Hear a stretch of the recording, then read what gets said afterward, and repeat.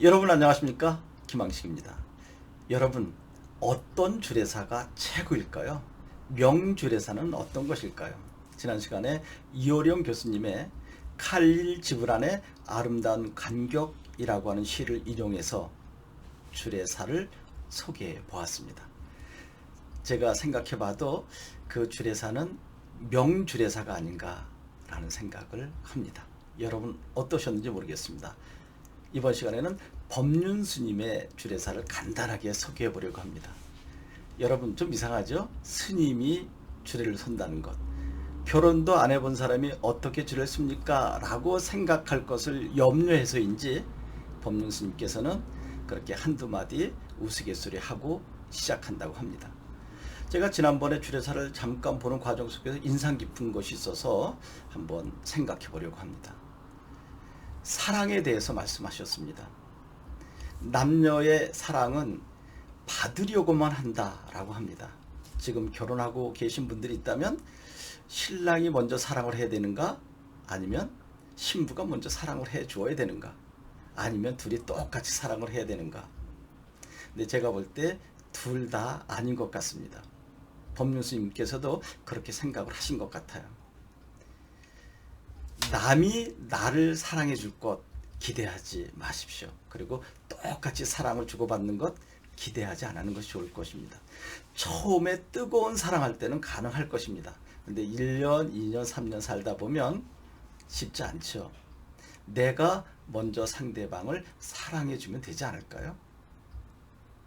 조건 없이 그것을 스님께서는 말씀하셨던 것입니다. 이것이 바로 기독교에서는 예수의 사랑이 아닐까 생각합니다. 스님께서 말씀하신 것은 부처의 자비일 것 같고요.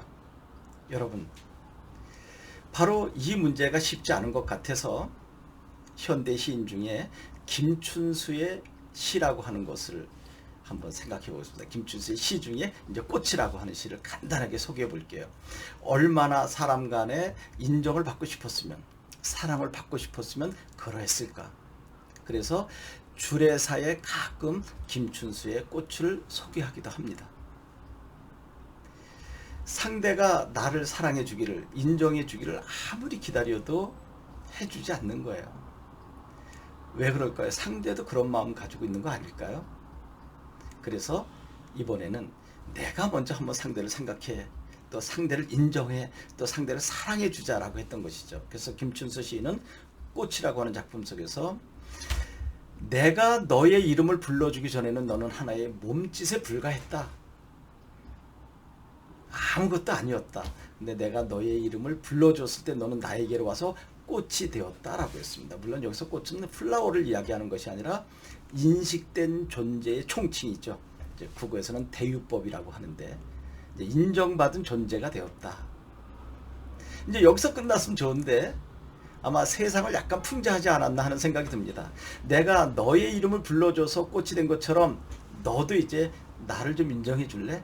내 이 빛깔과 향기에 맞는, 즉 본질에 맞는 이름을 붙여줬으면 좋겠어.